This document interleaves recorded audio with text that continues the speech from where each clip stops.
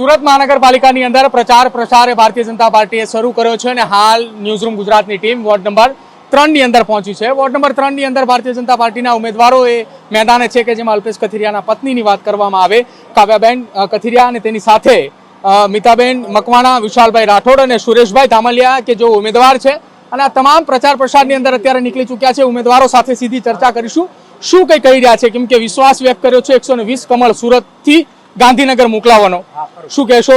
ચૂંટણી પ્રચારની અંદર નીકળ્યા છો, સમર્થન મળી રહ્યું છે, લોકોની વચ્ચે જઈ રહ્યા છો, 120 કમળ મોકલવાનો સંકલ્પ ગાંધીનગર ખાતેનો તમે કર્યો છે।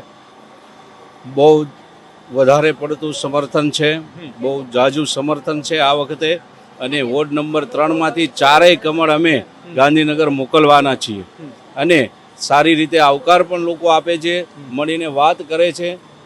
આ વિસ્તાર હવે ડેવલપ થઈ ચૂક્યો છે। જે કાર્યો હતા, પ્રાથમિક પાયાના જે કાર્યો છે એ બધા જ પૂર્ણ થઈ ચૂક્યા છે। બાકીનું બધું સારી રીતે સમર્થન આપી અને લોકો આ વખતે ભારતીય જનતા પાર્ટીની સાથે છે। બિલકુલ ભાજપની સાથે હોવાની વાત કરી રહ્યા છે, કાવ્યાબેન છે તેમની સાથે વાત કરીશું।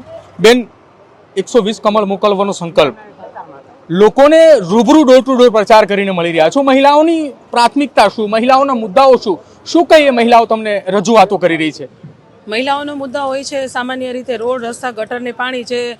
અમે અમારા આમાં આપ્યું જ છે અને અમે લોકોએ કામ કર્યા પણ છે, ભાજપના જે લોકો આગળના પૂર્વ કોર્પોરેટરો હતા એ લોકોએ, એટલે એટલા બધા અમારી પાસે કોઈ પ્રશ્ન નથી આવતા કે અમારે આમ છે। લોકોનો સાથ સહકાર અમને ખૂબ જ મળે છે, સત્કાર પણ એટલો જ મળે છે અને લોકો એટલું જ ચાહે છે કે ભાજપને મત આપીએ, કારણ કે ગયા 5 વર્ષ જે લોકો હેરાન થયા છે, આજે લોકોને રિયલાઇઝ થઈ ગયું છે કે આપણો જે વોટ છે એ એમ જ ગયો છે અને કોઈ કાર્ય થયા નથી।